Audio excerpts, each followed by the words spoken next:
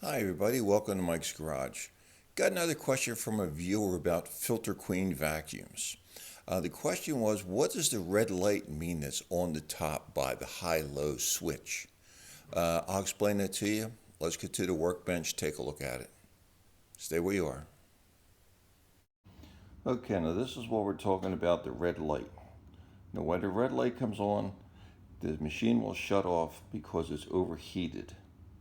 Now, the reason it overheated is you either have a clogged filter or a clog in the hose. The first thing that I would suspect is the clog is in the hose. What we have to do is we have to wait for it to cool down, and it's going to be hot. It's going to be warmer than usual, so let it cool down. And what we're going to do is we're going to disconnect the hose.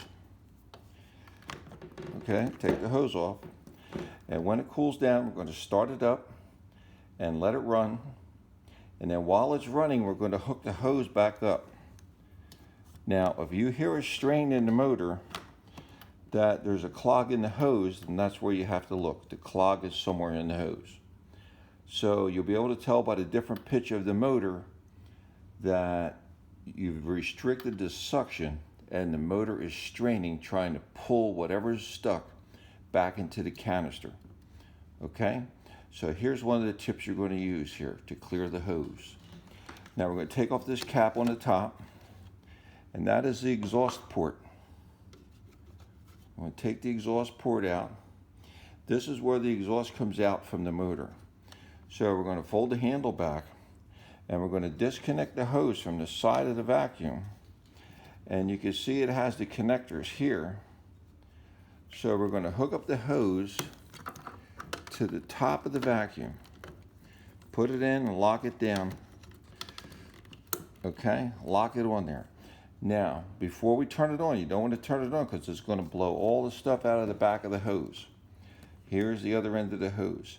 We want to hold the other end of the hose up against the side of the vacuum and seal it with your hand best you can, so there's good suction there.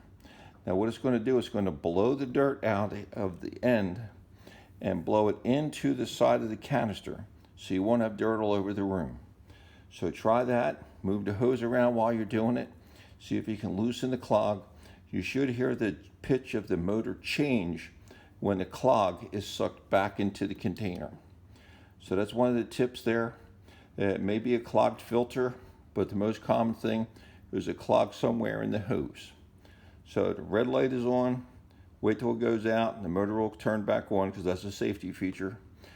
Hook up the hose to the exhaust port, hold the side of the handle to the side of the vacuum, to the canister, and then turn it on high, and it should draw and blow the clog out of the hose into the dirt container. So give that a try. If that doesn't work, give us a call here at the office. We'll talk you through it again and troubleshoot it and see what's going on. Okay, hope that was a helpful tip. Okay, I hope that was helpful.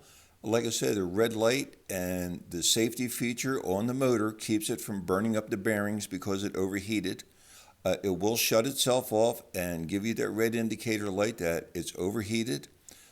First thing I would check is the hose. Make sure you follow the instructions there because you don't want to blow the dirt all over the room. It will blow and suck the clog out of the hose all at the same time. So just follow the directions. It should clear the hose. If not, give us a call at the 800 number. We'll be glad to talk you through it and troubleshoot it a little further. Thanks for watching Mike's Garage. See you next time. Hey everybody, almost forgot. Hit that subscribe button. We need more subscribers, and ring the bell so you get notified next time we put a video up. Thanks for watching Mike's Garage. We'll see you next time. Be safe.